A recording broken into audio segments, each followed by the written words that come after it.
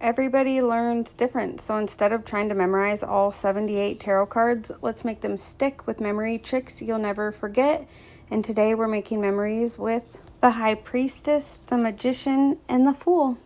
The Fool is the first card in the deck. It's card number 0 in the Major Arcana. Our wordplay is, the Fool jumped in the pool. She reminds us that you don't always have to be ready and have everything lined up perfectly to jump in. Just go for it. Sometimes confidence comes after the jump. And seriously, just imagine how much fun we miss out on and how many opportunities we pass up out of just fear of the unknown. She's like, less overthinking and more living. The Fool's standing on the edge of the pool with all of her friends and family. She has a towel wrapped around her, but underneath she's wearing this bikini she absolutely loves. She's feeling a little bit nervous to let the towel drop and jump in. And then she realizes she's not waiting for a different body to enjoy the moment. And she isn't shrinking herself to make other people feel comfortable. She's choosing an experience over perfection. And honestly, how much fun are we missing while we're waiting to become something else? And then she does it. She drops the towel and she jumps in the pool. And in that moment, she became more powerful than everybody standing on the edge. The Fool is this moment right here, right in between jumping off the edge and landing in the pool. Like, she still doesn't know what that water is going to feel like, but who cares?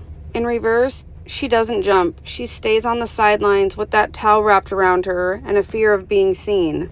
In reverse, the Fool asks, what are you missing out on because you're worried about what everyone else thinks? The edge of the pool is the comfort zone. Stop waiting for permission and start making memories. Take the leap. And now we're going to make memories with the Magician. She's number 1 in the Major Arcana, which means she's in the same category as the Ace cards. And if you can remember, when you think the word ace, you slow it down and say ace, and then add "ed," a seed. And I want you to think of the Magician as the master gardener who holds all of the seeds in her hat. She's planted the seed for passion, for opportunity, for emotions, and for ideas.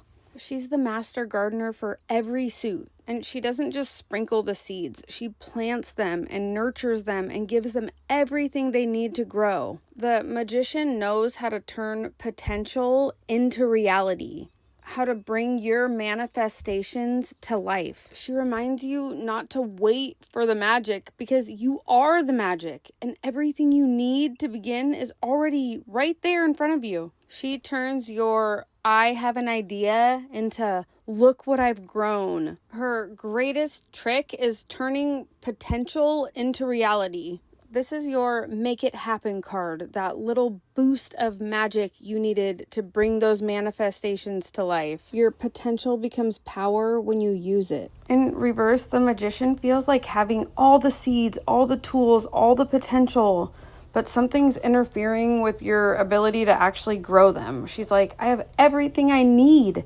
so why am I not planting? She isn't powerless. She may just be disconnected from her power. The Magician in reverse asks, what gift or idea or skill have you been holding instead of using? Last, but definitely not least, we're going to make memories with the High Priestess. And she is number 2 in the Major Arcana. I remember the High Priestess by going to your highest 2 chakras, your third eye and your crown, because she represents your intuition and your inner knowing, like the things you can't physically prove, but you just know. And the third eye too, because sometimes your intuition feels like seeing, like you notice signs and see the patterns. I instantly think of diary because it's mysterious, just like the High Priestess, and it's a perfect place to jot down your ideas and try to connect the dots. The lock and key remind you that the High Priestess holds the power. And I feel like the key also reminds you that you don't need anyone else to tell you what you already know. Like, that's your diary. You don't have to explain anything to anyone. You listen to your gut and write it down. Upright, you have the key. Open the diary and listen to your gut. And reversed, you have the key, so why aren't you opening it? Why are you ignoring your intuition and doubting yourself? Don't let the outside noise drown out your inner voice, because you are way too powerful for that.